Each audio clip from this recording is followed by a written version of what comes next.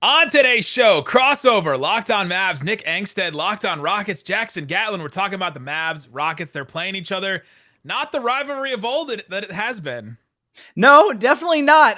The Rockets now at the bottom of their rebuilding life cycle in the NBA. The Mavericks maybe ascending to the top, unless depending on what goes on with the Jason Kidd situation, right? Absolutely. We'll talk about all that on today's Locked On Mavs, Rockets crossover. It's the Locked On Podcast Network, your team every day. This is Mission Control, Houston. Ignition sequence start. With the second pick in the 2021 NBA Draft, the Houston Rockets select Jalen Green. T-minus 15 seconds. Guidance is internal. I'm going to keep working. I'm going to keep getting better every day. I'm going to keep perfecting my craft. And every time I step on that floor, I'm coming. 6, 5, 4, 3, 2, 1.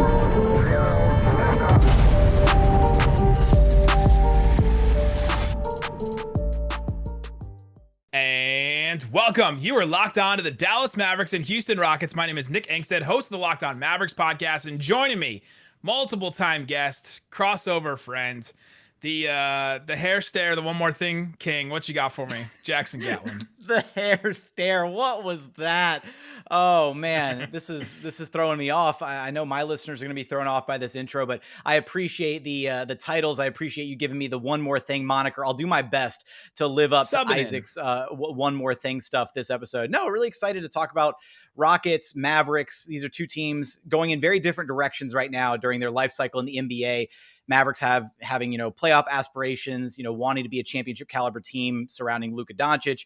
The Rockets at the bottom of the NBA right now, grinding their way back up, cultivating talent. But there's a lot of different storylines following these two teams. Yeah. And the game may not necessarily matter a lot, but I think these two teams and the direction they're in and what they're trying to do right now, what's the Rockets' long-term vision? And of course, let's just start here with Jalen Green. We'll talk about him. We'll talk about how he's looked because he had a phenomenal game the other night.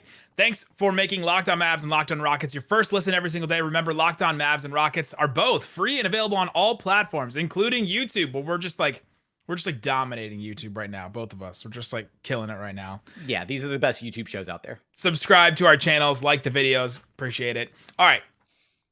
Jalen Green, let's start with him because it's been awesome to watch him, and especially the other night, he went off for 30, was almost like destroyed. Who's it? Mike Muscala almost destroyed Mike Muscala's life the other night. Tell me about Jalen Green, what we should watch for Jalen Green tonight. What makes him an exciting player, and why do you think he's the future of the Rockets, basically?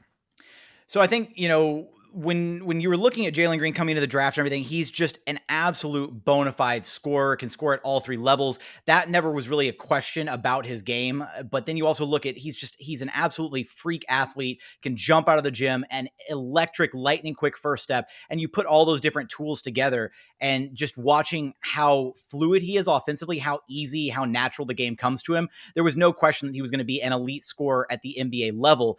And this is the first game this season, just 3 games in, he's already dropped 30 points 3 games into his NBA career. And I heard that's a record. That is there's another guy that only took 3 games to drop 30 points in his NBA career, one Michael Jordan. So, I mean, wow. people have already thrown out the comparisons there between MJ and Jalen Green. I'm not going to go so far as to do that quite just yet. It's cool to be mentioned in the same breath as the I won't say undisputed GOAT. I don't want to upset people on your show. I mean, everything is disputed at this point, right? Yeah. Absolutely. That's the irony of the undisputed show. Is like they literally dispute everything, right? Like that's right? The whole premise. Part of it.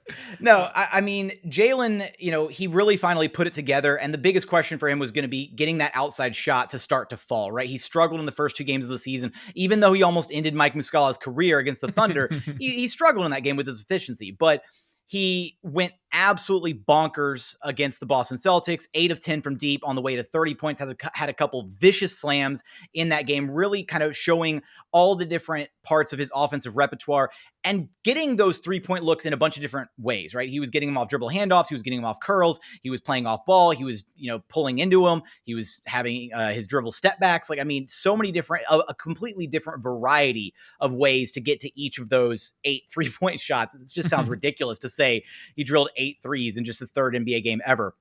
So watching him, I mean, the ball is going to be in his hands, I think, a bit more moving forward. I think they found that getting him some more touches and kind of letting him get into his rhythm, Kevin Porter Jr. took a bit of a step back, and that allowed Jalen Green to really flourish in this game. So that's going to be one thing to look for is, does Jalen Green handle the rock a bit more against the Mavericks, seeing as how it found so much success against the Celtics? That's the thing about Jalen Green, though, right? Is he can hit 8 threes in a game. He can destroy somebody with a dunk. He can just, the wide range of like tools in his bag basically are just like stretched so far, and he just has such a huge potential. Is there anything that's changed as far as like, because at the beginning I asked you like, what about Jalen Green makes him the future of the franchise? It's basically you give me like the scouting report from the draft. Basically, has anything changed from when you were looking at draft footage or you're watching him when he first got drafted by the Rockets to now? Is there anything that you're like, oh, I didn't know he had this, or he doesn't have that and everyone said he would have that?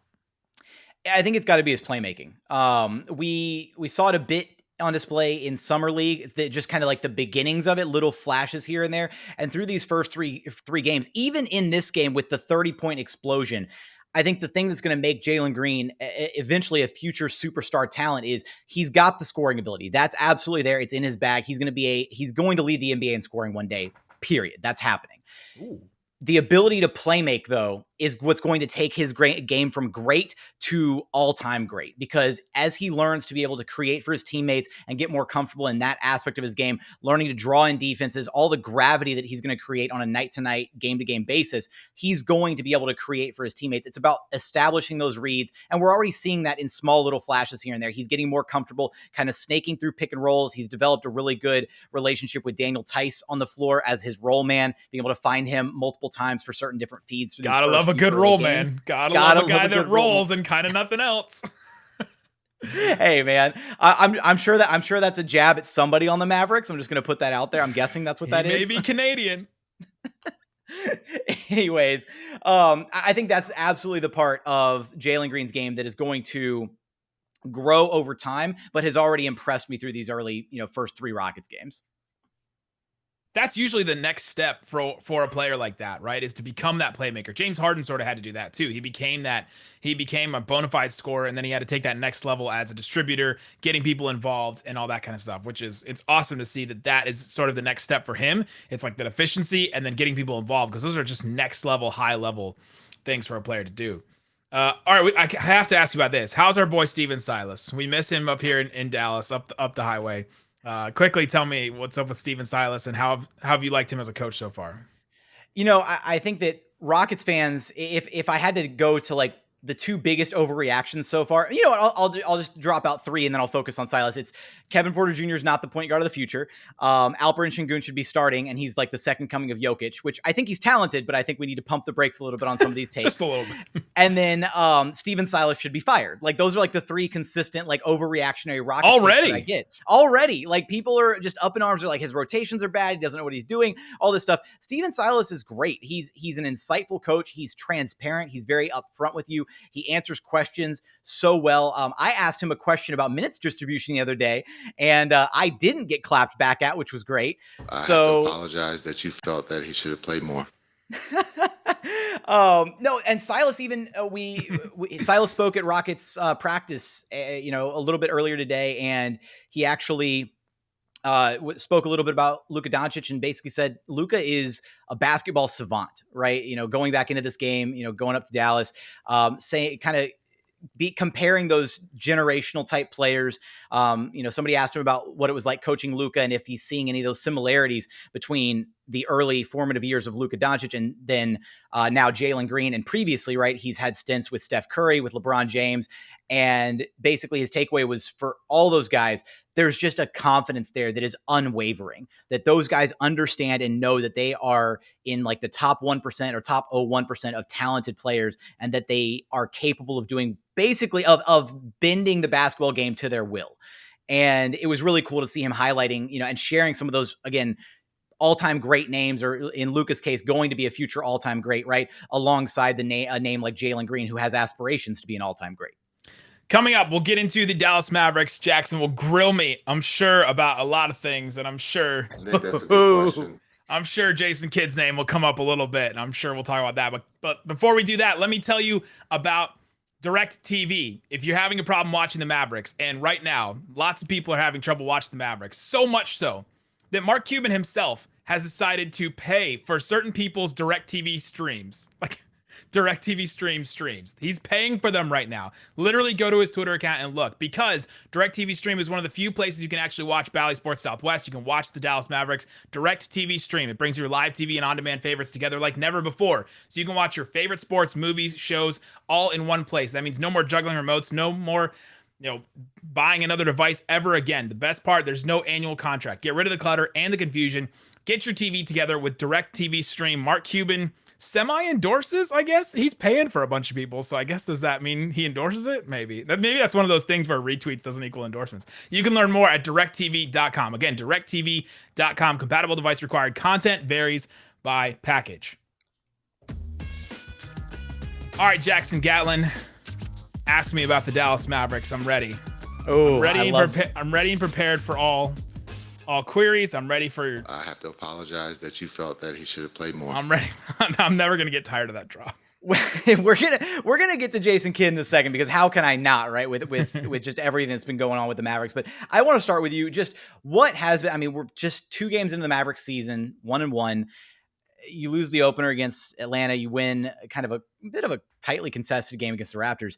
What are your biggest fan overreactions that you've seen so far? What are some of the common 2-3 threads that you just see on repeat from Mavericks fans about this current team?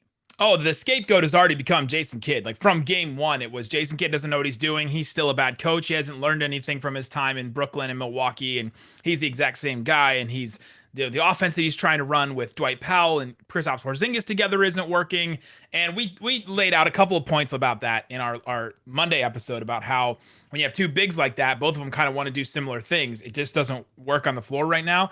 And everybody's still trying to figure out their role. Again, it's super early, but the offense that the Mavericks have been putting out, like the offensive production, has just been so bad for the team that they are. This was a team that was averaging like 116 points per 100 possessions the last couple of seasons.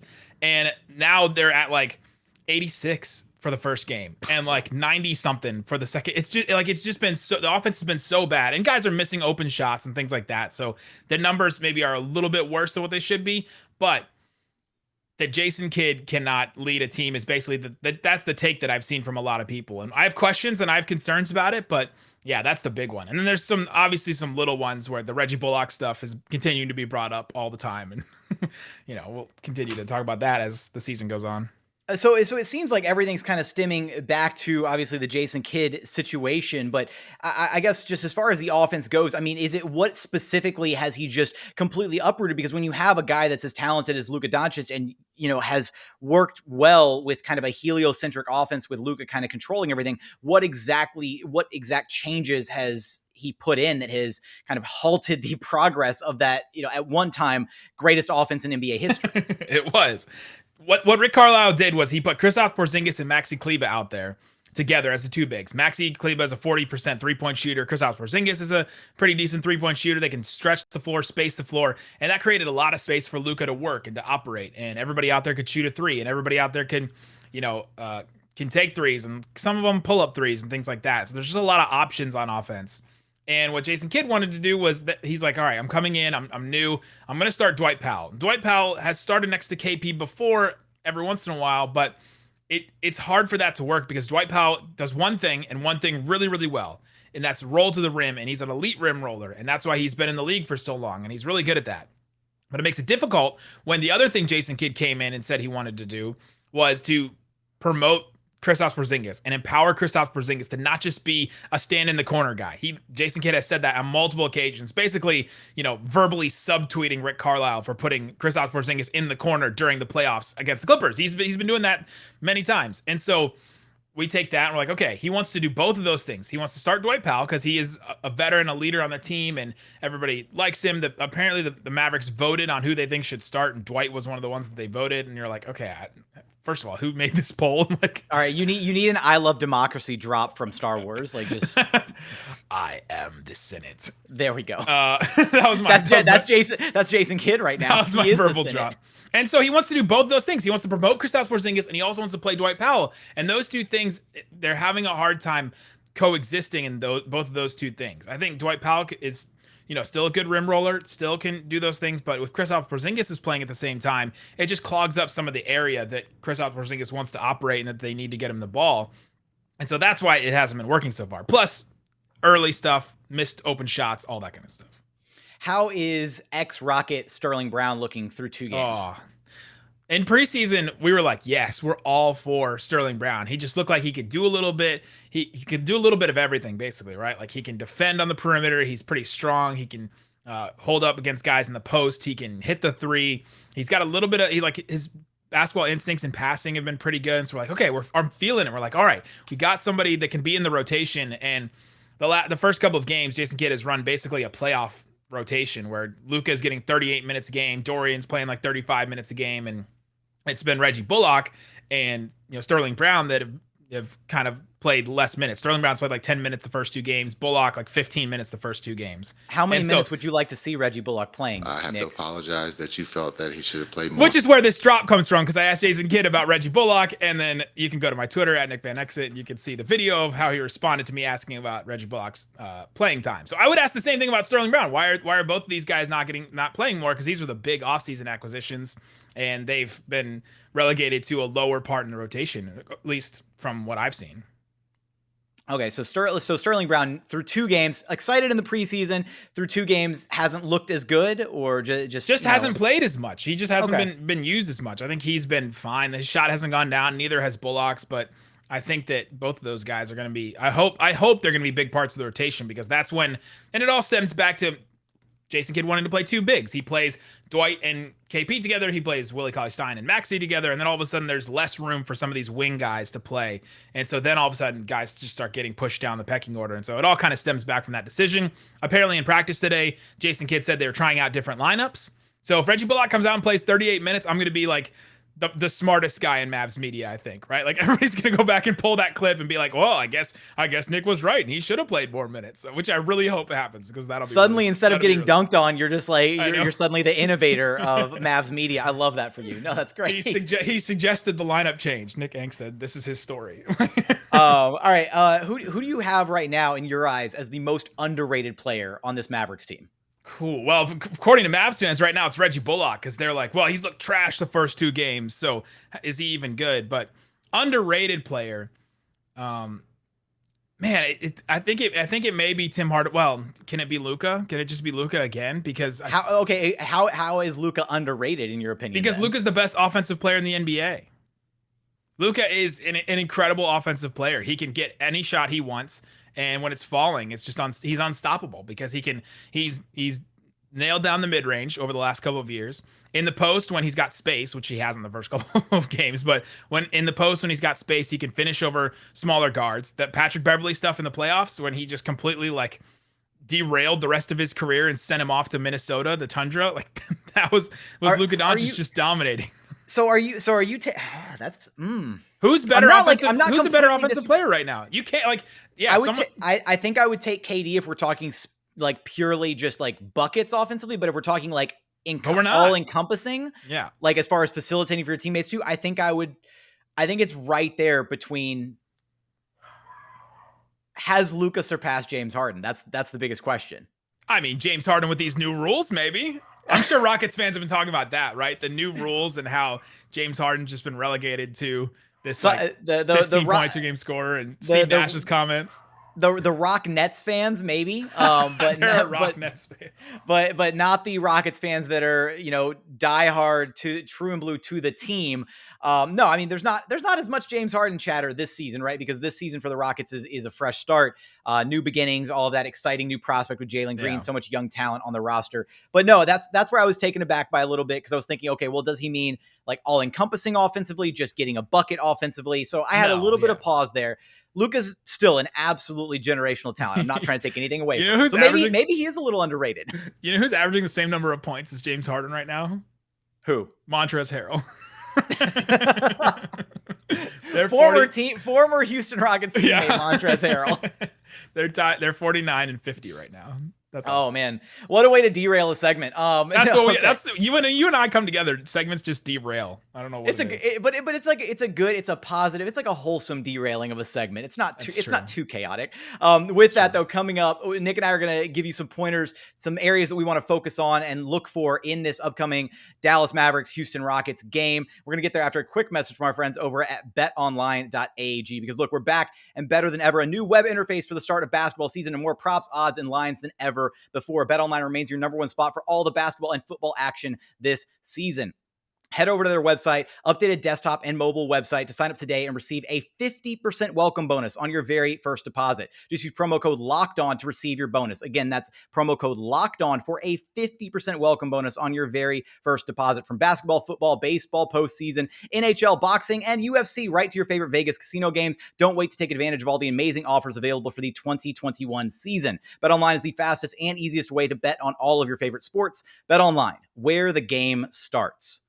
We're also brought to you by rockauto.com, because look, at the end of the day, if you're a DIY person, why would you want to spend up to 30, 50, or even 100% more for the exact same auto parts, right? And if you're going in person to one of the local chain, stores, you got to go there. You're going to show up. You're going to talk to the person behind the counter, and they're not even going to have the part that you need in the store, right? They're going to go behind the counter. They say, you know what? We don't actually even carry that. We got to order it for you. Why bother wasting your time doing that when you can just, at home, you got your phone in your pocket, you got your computer, just go to rockauto.com, check out their catalog. Remarkably easy to navigate. You can quickly find the brands and specifications that you need for your car or truck. So easy to figure out exactly what you need. And then when you're checking out, once you've got everything you need in your shopping cart, when you're checking out, be sure to write "Locked On" in their "How did you hear about us" box, so that they know that we sent you. Amazing selection, reliably low prices, all the parts your car will ever need. Be sure to visit rockauto.com. All right, Jackson Gatlin, I know you love the bumper music. I love it. I got to give me some Locked On Rockets bumper music. This is nice. Big fan of the bumper music. All right, let's get into a little bit of this game. But first, I actually have one more question for you that I didn't get a chance to ask. Yeah, sure.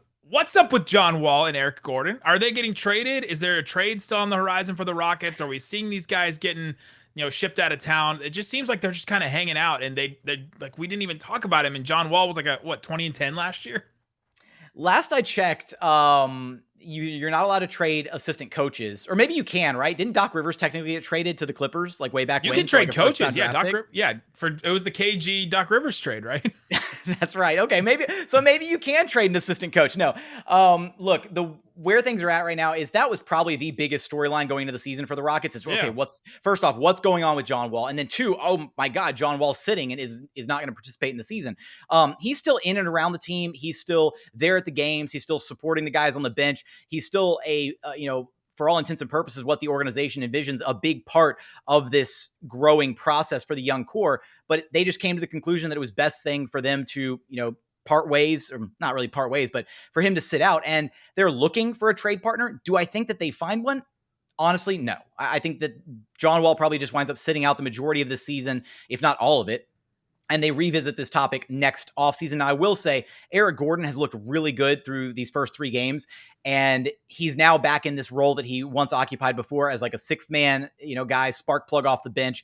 And if they can continue to kind of showcase Eric Gordon and what he can bring to, an aspiring contender, I wouldn't be shocked to see Eric Gordon's name be in some serious trade rumors around the deadline, because he's on a very team-friendly deal. He can absolutely be a guy that can win you a playoff game. Team-friendly for who, though? I mean, he's making, $18 million this year, 19.5 next year, and then $21 million the year after that. I mean, final year of his contract's not guaranteed. So okay, that's more friendly. Getting more friendly. Basically on a 2-year deal. And for the good version of Eric Gordon, which he's a relatively consistent player, a little inconsistent from behind the arc in recent seasons. He's kind of like that volume, streaky 3-point shooter, but when he's on, he's borderline all-star caliber player. He gives you plus level defense on that side of the basketball. He can be the guy that could swing a playoff series for you. And so I think there may be some teams looking at that depending on how he looks health-wise and how his production looks headed into the All-Star break. Interesting. All right, let's focus on this game tonight.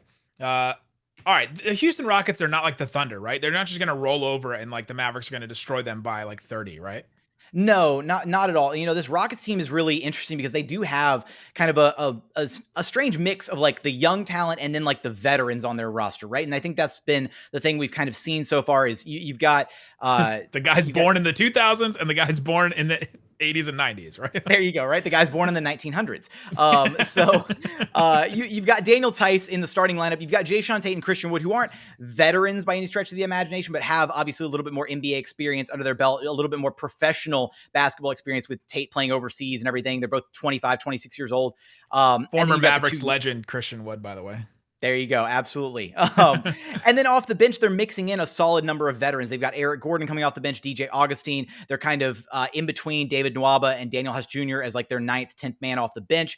And then future NBA superstar Alperen Şengün as well coming off the bench. So they're not the Thunder in the sense that they're trotting out a full-blown like developmental squad with SGA. Like that's not the case. Shout out to Rylan Stiles, who listens to this show every single day. Oh, I'm sure Rylan's going to love that soundbite from me. I was very close to Locked on Thunder. What was I complimentary of the Thunder in my Rockets Thunder recap? I don't think I was. Anyways, I think I just kept rubbing salt in the wound about the fact that the Rockets didn't convey the pick swap to OKC. Beat them by like 30. It was a beatdown, and SGA got put in clamps multiple possessions by Jae'Sean Tate and Alperen Şengün. But it's not going to be like that. Like the Rockets are going to be a team that is competitive. Like I think they're going to be that frustrating team come mid-season where teams are going to look at them on the calendar and be like, ugh, like we got to deal with the Rockets. Like, because they're going to put up a ton of points, but they're going to struggle at times defensively. And that's exactly what happened against the Celtics. They had a competitive first half, and the Celtics just pulled away in that third quarter because they were the veteran, more experienced team. They clamped down defensively.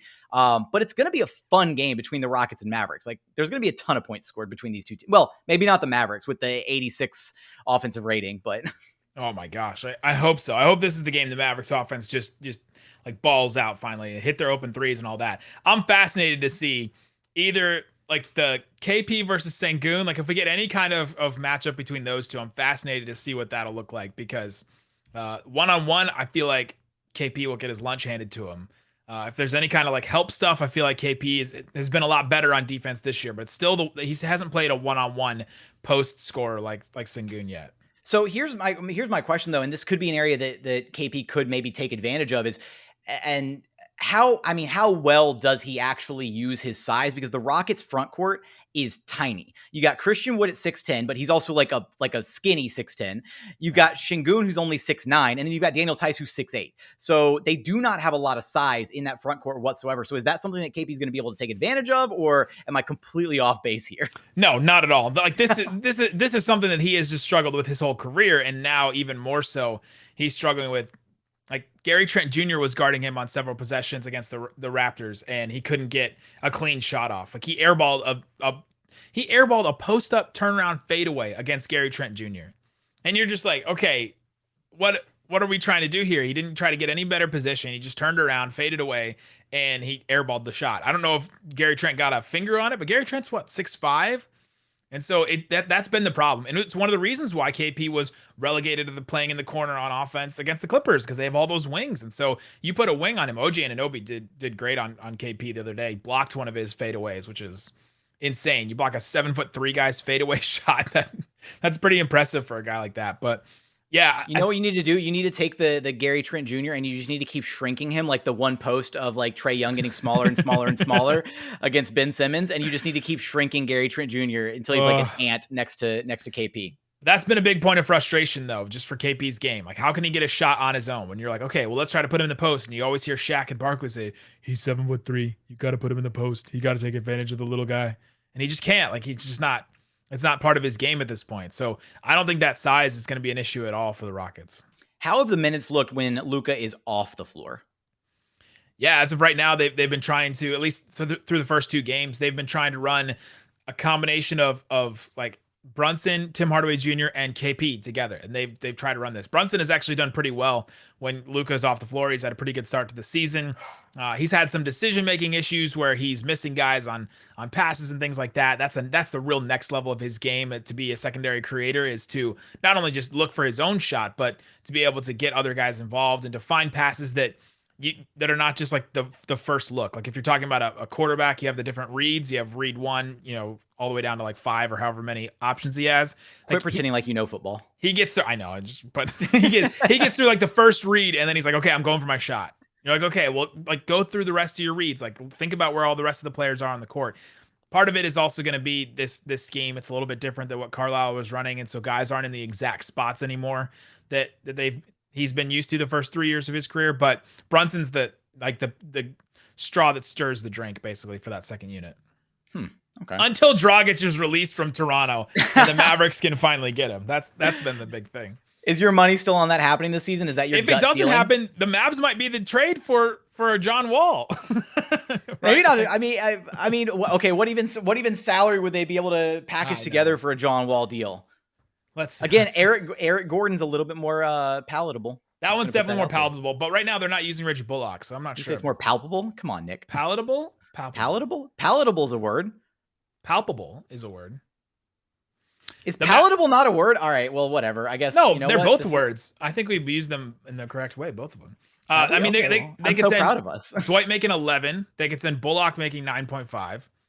They could send Willie Cauley-Stein making 4. Like they'd have to combine so many of these. Willie Cauley-Stein making 4. Trey Burke making 3 million. What are we at now? Just send Luka. That was like I just named 4 players and we got to like $25 million. Yeah, it's not happening. Unless it's KP. Unless they just decide at the end of the day that the KP thing is not worth it, and they're like, all right, we're just gonna move on. When does KP's contract run out? KP has a player option in the 23-24 season. Oh yeah, nope, not. No, wouldn't want to do that. What are the Rockets gonna do until then? It's that offseason, though. Right now, the way their contracts are all teed up and the way that they've got their rookie scale deals in place, that 2023 offseason has a chance for them to be major players in the free agency market. And depending on how the development looks of this young core, they could make a splash, right? Bring in some guy, whoever the big name free agents are on that free agency list summer. So much hope. We did this. We did this for 2 years in a row. So much hope of like, they got Luka and they got this young star and they got this cap space and they're going to bring in a player and like Look, you guys did it. You guys did it for a few years. Just call me Patrick Beverly because the next 5 years are mine. Okay. Like just, hey, how'd that work out for him? He's in Minnesota. We're not going to talk about that. Okay. No. Let's get, we already derailed one segment. Okay. We can't derail this one. Like, let's get back to the actual game. Like what other key points of this game are we looking forward to? I'm interested to see if Jalen Green has like that rookie like fallback and like comes back down to earth, because he had 9 points the first 2 games of the season, exploded for 30. Does he just like come back down and like, does he have like 12 points this next game, or does he have another like 20 plus outing where he looks really solid? Like, is he about to start stringing together some really consistent performances where we're going to be like, oh, okay, this is why this guy was in talks to maybe go number 1 overall over Cade, because he's really got the like it factor. Yeah, it just depends on if his shot is falling, essentially, right? Like that seems to be the case right now as far as if he's going to go off for a certain number of points. If his shot's falling, then he's good to go. The Mavericks have been giving up some open threes, so this could be the case for him. I also can see him attacking Porzingis, and I could see him dunking on Porzingis as well. What kind of defense? KP's been trying again to block guys when he didn't last year. What kind of, that reminds me, I wanted to ask, what kind of defensive scheme have the Mavs been running? Are they kind of in a drop coverage? Are they switching things? How does that look right now? Yeah, no, they're not switching stuff, at least up until this point. They still are in the drop a little bit, especially with Dwight and KP. That's just sort of the way that the Mavs have always played. And so they've kept that, and we're just chasing guys around the perimeter, basically. Fighting through screen. They switch a little bit, I guess, on those wings through screens and things, but not too much. But there you go. We'll be watching Mavs Rockets. If you want to go listen to Locked On Rockets, if you like the Rockets for some reason and you're watching the Mavs, go ahead. That's a fun team. They got a lot of good, you have so many guys born in the year 2000.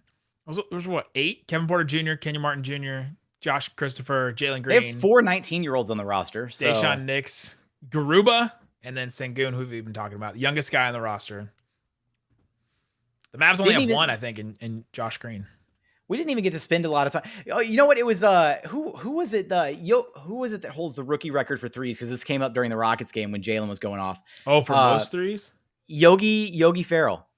Holds the record still? Yeah, for 9 made 3-pointers as a rookie. Oh, let's go. Was that that was that Portland game, right? See, there you go. I'm glad I was able to bring that up because that I was was like an amazing through. time in Mavs media history. It was like Jalen like got to like 5 or 6 made threes, and then Rockets PR started like sending out the tweets like, okay, these are the rookie record holders, and I was like, Yogi Ferrell. Okay, I'll be sure to mention him to Nick. He was playing at Portland. That was like the peak of Yogi mania right there.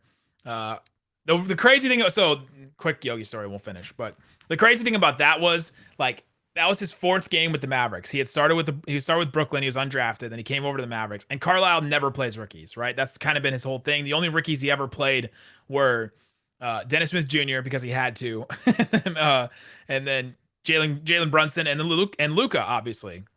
And so he brings in Yogi Ferrell. Everybody's injured. That was when the Mavericks had Darren Williams as their starting point guard. Darren Williams was out. There's a bunch, like JJ Barea, I think, was out too. A bunch of guys were out. And like Yogi starts the next day. He joins the team and starts the next day against San Antonio and looked okay. And then like 4 games later, he has that crazy 9-3 game at Portland. It was just like this wild, like, what is happening? And then at the end of that season, Tony Romo was on the Mavs like layup line. It was an official Maverick for the day, and it was like, I remember that. That was so what a weird season. That was just like the weirdest season ever. But that's the Yogi Ferrell, Yogi mania. Great guy. Love talking to him. He has the like he's very like small, compact person, right? Because he's only 5 something. Huge biceps, just like stick out. He's killing it in the guns game. Just swole for days. And that's how we end the show, talking about Yogi Ferrell's biceps. What a way to wrap up a podcast. How else did you expect this to end? Guys, thanks so much for listening to Locked On Mavs. Go listen, subscribe to our YouTube channels, and we'll be back. Guys, thanks so much for listening to Locked On Mavs.